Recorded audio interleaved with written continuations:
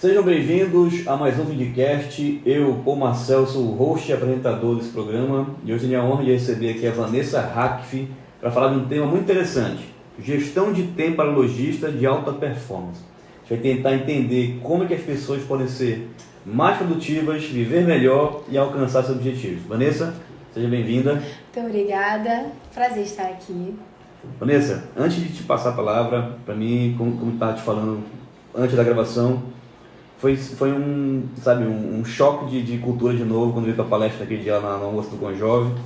E, cara, eu falei, preciso gravar com ela porque eu preciso aprender novamente sobre como eu posso gerir melhor meu tempo. Então, Vanessa, como foi que tu caíste nessa jornada? Eu literalmente caí. Eu conheci mais sobre gestão de tempo. Na verdade, eu costumo dizer, né, que não existe gestão de tempo, existe gestão das nossas ações no tempo. Eu comecei a entender mais sobre isso e sobre produtividade depois que eu tive um burnout. Eu tive um burnout em 2018. Eu sou carioca, estou em Belém há 4 anos, marido militar, veio transferido. E em 2018, meu cenário eu era proprietária de uma confeitaria, tinha um filho, ia fazer 1 ano, estava me separando do marido, com várias atividades, demandas de trabalho, e eu comecei a quase que enlouquecer, realmente.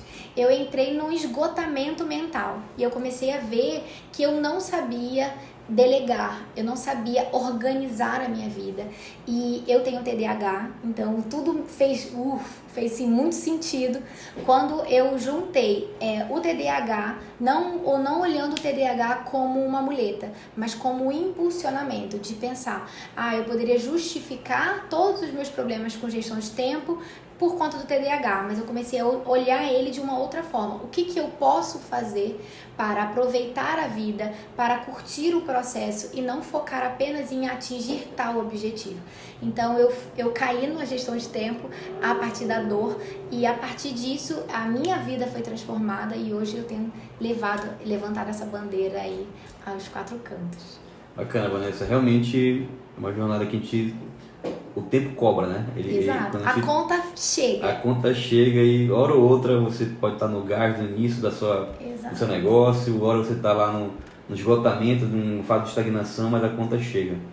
E trazendo para a nossa realidade aqui, Vanessa, olhando para o caso de um lojista, de uma pequena e média empresa, explica para ele o que é essa gestão do tempo e por que ela é tão crítica para esse lojista que tem que comprar, tem que vender, tem que abastecer o estoque, tem que atender o cliente, tem que lidar com o financeiro, ou seja, ele é cheio de tarefa e ao mesmo tempo ele tem que dar conta de tudo, porque ele não tem recurso, não tem tempo. Como é que ele consegue, né, entender melhor sobre esse assunto? E aí, a primeira orientação é a gente entender que tempo é escolha. Quando a gente entende que tempo é escolha, a gente precisa aprender o que é prioridade. E aprender a gerenciar as nossas ações é gerenciar a nossa agenda. A olhar para a nossa agenda e perceber que a nossa agenda, ela dita nossas prioridades. E aí você olha, a minha agenda, eu tenho 10 demandas para fazer. Dessas 10 demandas, o que depende de mim exclusivamente? O que pode ser delegado? O que pode ser otimizado? E dentro de um ambiente corporativo, profissional, principalmente para empresas de médio porte, é você olhar que o seu tempo de execução é limitado. Você abrir muitas vezes a mão desse controle. Muita gente acha que você precisa primeiro crescer para depois delegar. E é o contrário, primeiro você delega e depois que você cresce. Porque o crescimento ele é fruto de uma delegação. Quando você entende que seu tempo de execução é limitado, que você não vai fazer tudo sozinho. E principalmente quando você percebe que não é porque você é bom fazendo uma atividade que seja a melhor forma de você empregar o seu tempo. É você olhar de forma assertiva. Qual é a atividade no meu dia, quais são as tarefas no meu dia que são urgentes, que são importantes, que dependem exclusivamente de mim, que podem ser delegadas, que eu posso programar para outros dias, como eu posso criar um sistema, inclusive de comunicação com os colaboradores, para que as coisas não fiquem soltas, que a gente tenha na nossa agenda períodos específicos de reunião, que a gente se reúna, que a gente consiga mapear como que estão sendo realizadas e revisar as tarefas no ambiente de trabalho. Entendi. E Vanessa, eu passo por isso, né? Tem dificuldade também no time, apesar de ter um time que, 11 pessoas entre estratégico, tático e operacional. ao mesmo tempo eu sinto o tempo me cobrando, né? As minhas entregas. Você tá até comentando contigo, eu tenho que fazer uma apresentação para amanhã, tá pronto aqui na minha cabeça, né? Mas não tá no papel, não tá no slide, nem nada. E eu sinto essa necessidade, porque ao mesmo tempo que eu sei que existe uma atividade importante, estratégica para eu tocar, eu sinto que às vezes se eu delegar, ela não vai vir no padrão que eu gostaria que fosse. Não falando que vai ser ruim, pode ser até ser muito melhor, mas não vai vir com o meu jeito, né? E aí, talvez seja do perfil um pouco mais centralizador, que acaba que a gente não delega, né? Como é que tu orienta, então, quais ferramentas tu indicas para, então, metodologias de gestão do tempo que te possa gerenciar melhor esse tempo? Né? Tu falaste de algumas ferramentas na apresentação que tu citasse aqui, Isso. por favor. Eu gosto muito do método chama GTD, que é o Get Things Done, e as ferramentas que utilizam tanto o GTD quanto a matriz de Eisenhower, eu sempre indico, porque não é só uma ferramenta pela ferramenta. Ferramenta nenhuma faz milagre, essa é a grande realidade. Você precisa usar a ferramenta de forma intencional, porque você pode usar a ferramenta e ainda assim querer controlar tudo. E aí, muitas vezes, é o empresário trabalhar o ego dele. É tudo bem que nem sempre a pessoa vai fazer como você. E aí é uma questão de treinamento. Qual é a sua visão? Você conseguir passar isso para sua equipe, a forma como você gostaria que fosse executado aquele determinado projeto. Falando em ferramentas, eu gosto muito da ferramenta que é o Todoist, que ele é um gerenciador de tarefas. Eu gosto muito do Google Agenda, eu uso muito a matriz de Eisenhower dentro do Todoist. Hoje a gente tem o Trello também, que ele é um excelente gestor de projetos, ele não é agenda, muita gente acaba confundindo isso, ele não é agenda. Só que, novamente, tudo isso depende de como você enxerga as suas demandas, como você tem uma visão do seu negócio. Se você não consegue ter uma visão no sentido, qual é a meta dessa semana? Quais são os projetos que eu preciso entregar essa semana e quais são os projetos que eu preciso iniciar para entregar na próxima semana ou entregar no próximo mês? Porque o que acontece é que muita gente procrastina as atividades, como você mesmo falou, você tem um projeto para entregar amanhã, tá tudo na cabeça, mas não tá no papel, é porque a gente não consegue organizar as etapas desse projeto. Então a gente fica muito tempo só pensando, eu preciso fazer. Tá, mas de forma prática, quais são as etapas? Então o GTD ele ajuda muito nesse sentido. Ele separa em 5 grandes etapas. A primeira etapa é a captura. Então é aquilo, quando você vai fazer, é como se fosse um brainstorm mesmo. Quais são as ideias? Tirar da sua cabeça para você não ter esse peso mental, inclusive, e colocar no papel. Só que aí é você trabalhar a sua ansiedade, inclusive. Porque às vezes você quer colocar no papel e já começar a executar. Mas não, você primeiro coloca no papel, que é o capturar. Depois você vai intencionar, que é a segunda parte do GTD. O intencionar é quando você vai olhar se tudo aquilo que você colocou, se tudo aquilo que você capturou de atividade que você tem que realizar, ela é congruente com o objetivo daquele projeto. Ou ela é congruente com uma meta, por exemplo, profissional. O terceiro passo é quando você vai organizar essas ideias. E aí sim você vai para o sistema de organização e planejamento, que pode ser, por exemplo, o Todoist, que é você pegar, eu tenho um projeto que é uma apresentação. Quais são as microtarefas que precisam ser realizadas para que esse projeto saia? Para que eu consiga, não é só sentar e fazer um slide, é você olhar o tema, é você olhar a questão de fonte, você vai olhar a cor, você vai olhar se todas aquelas ideias que você está minimamente pensando, elas são relevantes para aquele determinado projeto. Então, a hora do organizar ela é muito importante, que é quando você separa todas aquelas ideias, todas aquelas tarefas de acordo com o projeto específico. Então essa é a terceira. A quarta que é o executar, que é quando você sai o plano de ideias, ele já está organizado, ele já é intencional, ele tem congruência, eu vou para o executar. E o quinto, que é o revisar, é o que muita gente negligencia. Muitas pessoas, elas fazem projetos muito bacanas, mas elas não revisam esses projetos ao longo do tempo. A mesma coisa as tarefas, você às vezes teve uma semana super intensa, sua agenda lotada de atividades, só que você não faz uma revisão dela. E o que acontece? Às vezes você falhou em alguma execução. Às vezes você está executando alguma atividade muito bem feita, mas não era para você estar executando, porque não depende de você, você pode delegar.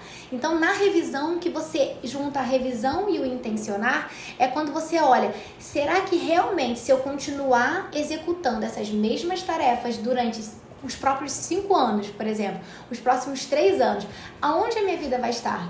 Se a minha agenda continuar da mesma forma, na mesma intensidade, eu realizando, às vezes a gente fica muito no operacional, que a gente quer as coisas muito bem feitas, se eu continuar exatamente dessa forma, como vai estar o meu negócio daqui 5 anos?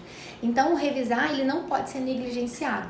Então, uma ferramenta essencial para quem quer ter sanidade mental e um negócio organizado, é que a equipe toda tenha acesso a um Todoist organizado. Então você vai separando o Todoist por projetos e dentro desses projetos quais são as tarefas e quem é a pessoa que está responsável por aquela tarefa. Então no Todoist você consegue colocar, por exemplo, data, você consegue colocar uma pessoa específica para fazer, você consegue criar etiquetas de follow-up, porque por mais que você não vá realizar a tarefa, não significa que você vai delargar. O delegar é diferente de delargar. O delargar é eu pedi para você realizar alguma atividade e eu vou acompanhar essa atividade. Só que se não tiver na sua agenda um bloco de tempo de follow-up, você esquece. E aí você só vai lembrar quando o projeto já está ali, com a data chegando perto. E aí aquilo que era importante, que você poderia ter feito com calma, com planejamento, vira urgente. Você precisa fazer correndo, apagando o incêndio.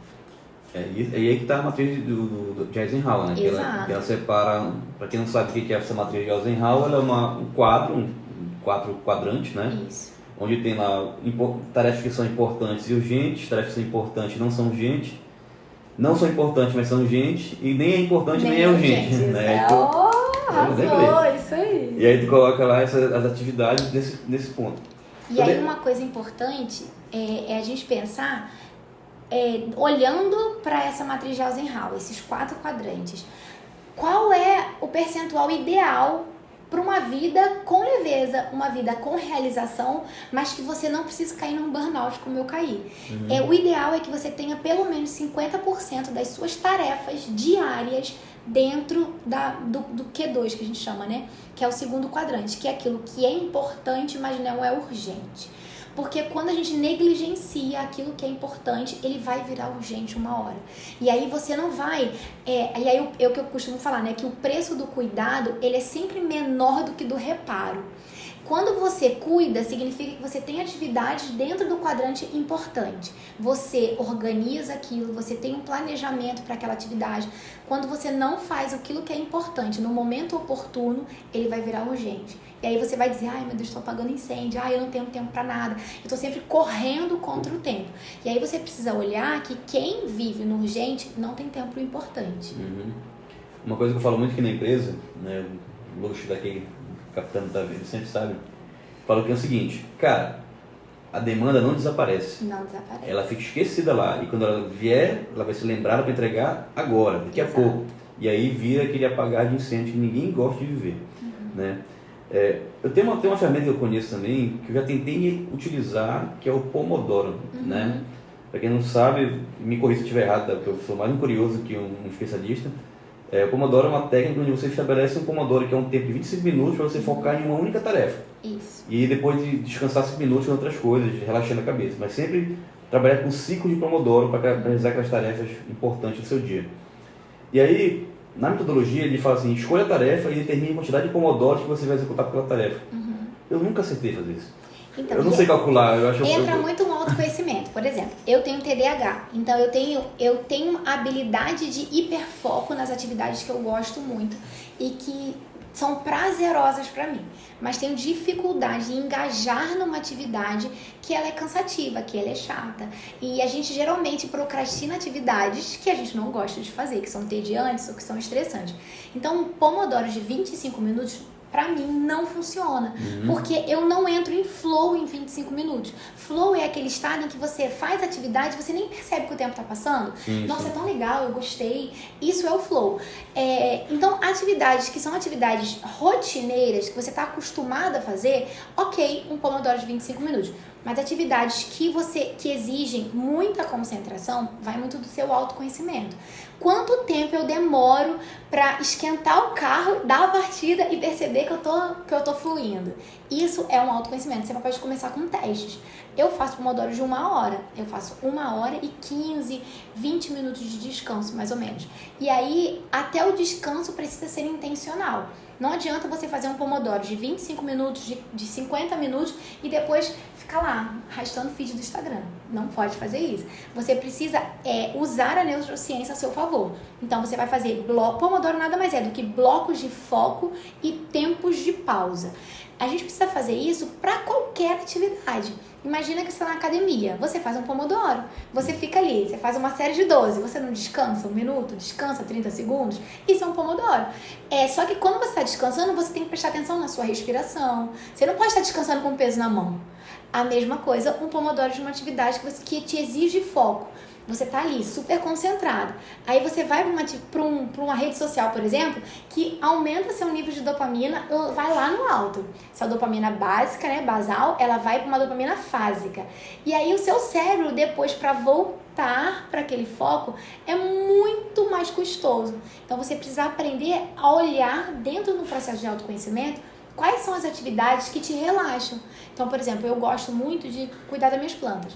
Então, se eu tô em casa, eu tô em home office, eu levanto, eu abro a janela, eu molho as plantas, eu faço uma atividade, ouço uma música, ou descanso mesmo, faço uma atividade que não vai aumentar o meu nível de dopamina no meu cérebro muito rápido, mas que eu percebo que eu tô relaxando, que eu tô descansando.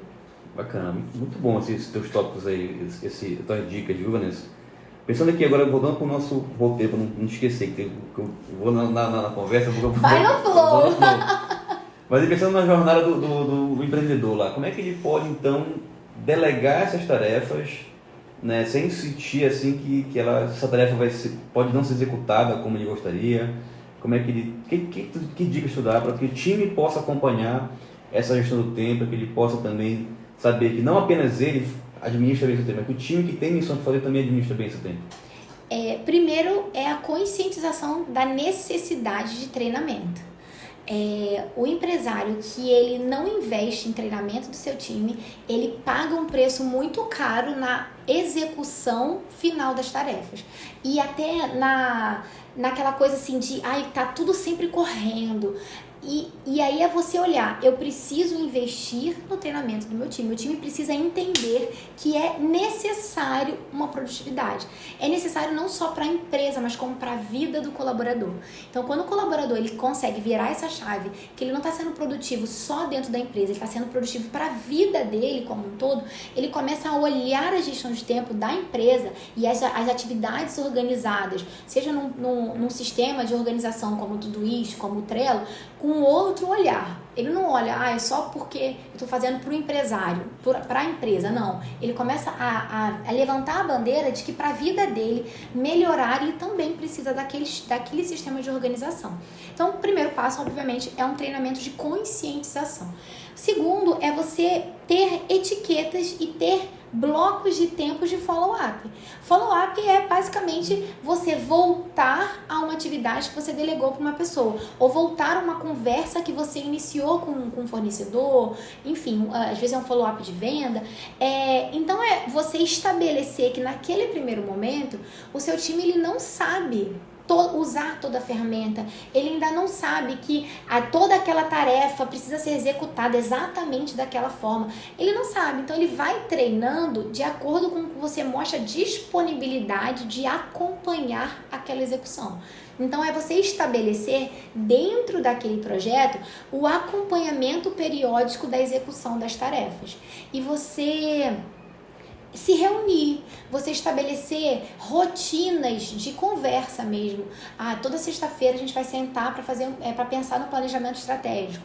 Toda sexta-feira a gente vai fazer uma revisão das atividades que a gente realizou ao longo da semana. Porque muita gente começa a fazer planejamento na segunda, né? Uhum. Só que você já está perdendo. Você tem que começar a fazer isso no final da semana. Você faz isso na sexta-feira. Para segunda-feira as pessoas já terem um plano de ação, já sabendo aonde ela vai dedicar tempo e energia energia, porque ela já está direcionada. Então, a gestão do tempo, dentro de um ambiente de trabalho, às vezes os empresários pecam muito no sentido de não ter clareza na forma como ele vai solicitar as tarefas. Então, você precisa criar processos. Então, os processos, eles ajudam muito na hora, inclusive, de otimizar o tempo. Você estabelecer canais de comunicação que sejam acessíveis, mas que as pessoas consigam usar com autorresponsabilidade. Porque senão você fica refém, inclusive, por exemplo, do WhatsApp. Você passa o dia inteiro só respondendo demanda do WhatsApp. Você falaste uma tela, lá no slide que tem na apresentação, foi a tela que você tá... A tela que você fica, a tela que você pega é a tela que você fica. Cara, foi um tapa na minha cara, sabe? Porque às vezes você tá assim com o computador e tem várias abas abertas. E a gente tem uma falsa sensação de que a gente só tá olhando para aquela aba. Mas não, nosso cérebro ele capta tudo. Então, ao mesmo tempo que você tá olhando para aquela aba, ele tá olhando lá e tem várias outras coisas ali. É como eu falei, pendência e atividades que você tá procrastinando, você sabe, a dualidade da procrastinação é exatamente essa. Você sabe que precisa ser feito. Você sabe que se não fizer vai ter uma consequência muito grande, mas ainda assim você vai deixando para depois. E aí é como que você vai quebrando em pequenas tarefas, em microatividades, dentro de um seu gestor de tarefas ou gestor de projetos, para que não fique tudo para a última hora. Então você quebra um projeto grande em pequenas atividades. E dentro dessas atividades você vai colocando blocos de tempo para você acompanhar a execução delas. Tem um ditado sul-africano que é uma pergunta, né? Sabe como você devora um elefante pedaço por pedaço? Né? Então, eu lembrei disso também quando você falou na palestra lá. Agora, eu tenho uma dificuldade muito grande, Vanessa, em saber qual atividade eu devo priorizar. Existe alguma técnica para escolher qual atividade eu devo priorizar ou não? Então, a gente prioriza olhando muito para a matriz de Eisenhower, mas você prioriza primeiro percebendo qual é o seu objetivo. Qual é o seu objetivo no ano, na sua empresa, na sua vida pessoal? Dentro daquele objetivo, qual é a sua meta de 6 meses? Qual é a sua meta de 3 meses? Qual é a sua meta mensal? Você olhando para a sua meta mensal, você vai perceber quais são as atividades que são mais importantes, e aí não urgentes, são mais importantes para que você atinja aquela meta no final do mês. Então você vai olhar, a minha tarefa, ela tem que estar congruente com a minha meta, que tem que estar congruente com o meu objetivo, tem que estar congruente com a visão de vida, com a visão do que eu quero para o meu negócio. O maior erro, às vezes, das pessoas é começar o dia olhando para a tarefa. Eu olho para a tarefa, faz aquela lista de tarefas interminável, assim, gigante. Quando, na verdade, antes de você olhar para a tarefa, você tem que olhar para a vida que você quer construir. E depois você tem que pensar, dentro dessa vida que você quer construir, quais são as metas, a vida, a empresa, quais são as metas para você chegar nessa vida, para você chegar nesse objetivo, onde você quer que a sua empresa esteja. Depois você vai pensar quais são os projetos que vão ajudar a sua empresa a chegar nessa meta. E por último, as tarefas. Então, quando você só vive na tarefa, você vive aquela pessoa tarefeira. E aí eu gosto muito de fazer uma analogia que na parábola que Jesus conta de Marta e Maria.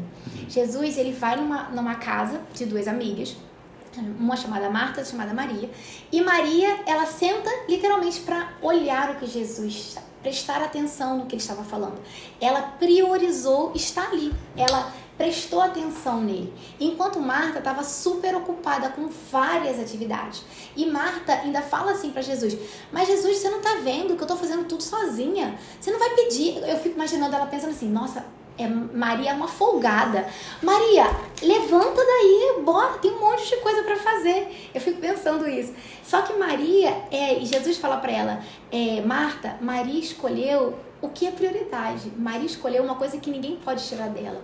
E a gente parando para pensar na nossa rotina de vida, você olhar aquilo que só você pode fazer por você. Só aquilo que só você pode fazer pela sua empresa. Isso é a prioridade. Então, às vezes, você pensar um projeto estratégico. Às vezes, é você conversar com um cliente cliente específico e é você abrir mão dessa vida de Marta, que é a vida tarefeira. Não significa que Marta estava fazendo uma coisa errada, no sentido, ela estava sujando ou ela estava quebrando alguma coisa. Ela não estava fazendo alguma coisa errada, mas o que ela estava fazendo não era a prioridade naquele momento. E aí, você ter a paz de espírito de fazer as atividades que são prioridades no momento adequado, é como você deitar com a cabeça no travesseiro no final do dia e falar, nossa, que dia bom, hoje eu tive um dia produtivo. E geralmente esses dias produtivos não são os dias que você dá mais check, mas é um dia que você fala, cara, eu tirei aquele projeto que era importante do papel. Tem um ditado eu escutei o Machida, não sei se foi o Lyoto que falou, se foi o pai dele, né? Que um dia produtivo é um dia que você tem 8 horas de descanso, 8 horas de trabalho, 8 horas de lazer. Aí eu fico me olhando assim, cara, eu tô longe disso pra caramba. Mas isso também é importante a gente entender quais são os momentos que a gente vive na vida. Há períodos em que você vai plantar mais. E você acha que esse plantio nem tá dando frutos, porque as raízes elas estão se fortalecendo para baixo. Mas há períodos em que você vai conseguir colher mais. Então é você entender qual é o seu momento de vida, qual é a área que você precisa ter mais foco, mas não significa que você vai deixar as outras áreas de lado. Então às vezes num ambiente de trabalho você precisa dar mais foco para a área comercial, porque é a área que não está tão bacana. E a área às vezes do marketing está fluindo bem, mas não significa que você vai deixar o marketing de lado. Só que você vai criar pequenos blocos de tempo dentro da sua agenda para olhar e dar atenção para aquela outra área que você não está focando tanto. Isso serve tanto para o negócio quanto para a vida.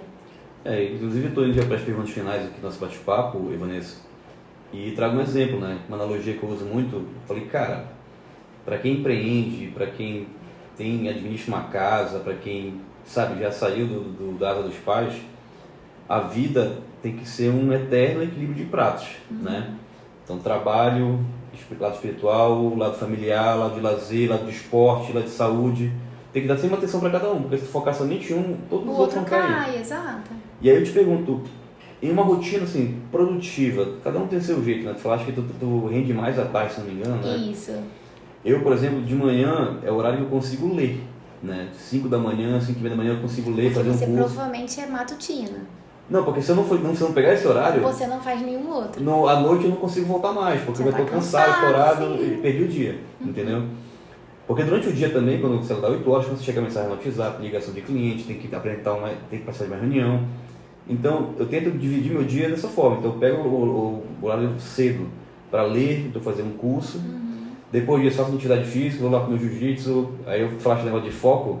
No meio da luta não tem como ficar pensando em responder WhatsApp, não pegar porrada. Exato. E assim como tem que voltar pra vida. Aí depois do trabalho já entra no modo produção, resolver bronca, né?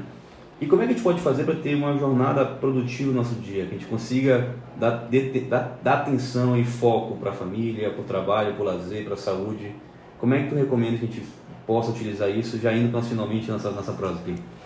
E aí é você fazer uma coisa que eu chamo de metas ecológicas. Meta ecológica é você não esperar sobrar tempo para olhar para aquela área. É você bloquear a sua agenda para você ter tempo de respiro. E esse tempo de respiro pode ser com a família, pode ser com os amigos, pode ser uma atividade física diferente que você gosta de fazer, pode ser uma viagem. Lá em casa eu tenho o que eu chamo de cesta do chamego. Toda sexta-feira, na parte da tarde, de forma inegociável, eu saio com meu marido.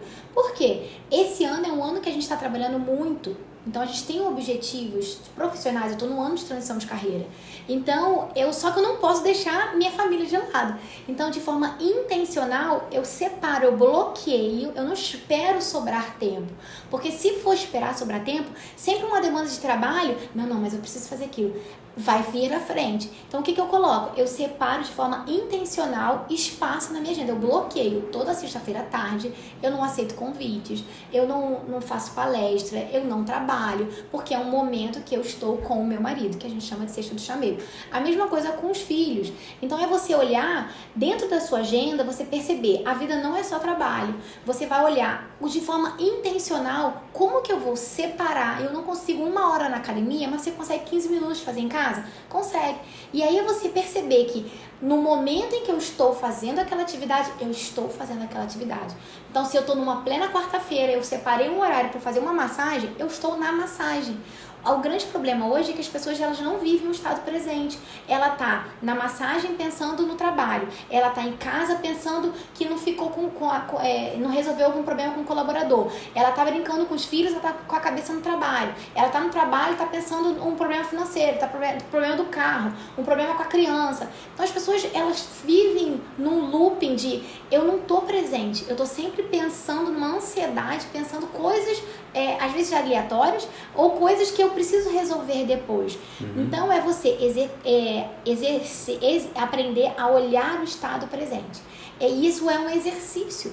Eu estou aqui, eu não estou na rede social, eu não estou pensando na morte da bezerra, eu estou aqui. Isso é de forma intencional, quando a gente trabalha, a gente chama de mindfulness, que é você viver o estado presente. E é você não esperar ter tempo, é você criar tempo. Você cria tempo de forma intencional, olhando, quando você faz a revisão da sua agenda e você olha, tá, essa semana eu dediquei muita atenção para qual área? Então eu preciso de respiros em outras áreas, até porque a gente não é robô, a gente precisa cuidar da nossa saúde, a gente não vive essa vida sozinho, a gente tem compromisso com outras pessoas, a gente tem família, muitos têm filhos, são casados, então é você olhar que por mais que você tenha uma área foco profissional esse ano, financeira esse ano, você não vive essa vida sozinho. Então eu vou separar de forma intencional.